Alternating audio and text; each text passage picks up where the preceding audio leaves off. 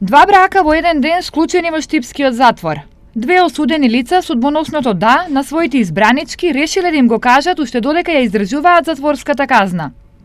Едното лице кое склучило браќа од Струмица е осудено на затворска казна во времетраење од 5 години, додека другиот младоженец е од Велес и во Штипскиот затвор издржува казна од 9 години и 6 месеци.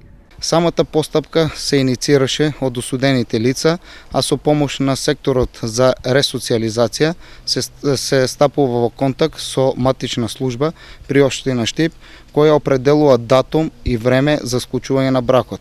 Постапката се реализираше во затворската учелница, каде што присутни беа младоженците или осуденото лице и неговата избраничка, сведоците, представници на матична служба и представници на установата. Склучувањето на брак за време на издржување на затворска казна не е ниту нова, ниту непозната работа за инволвираните институции.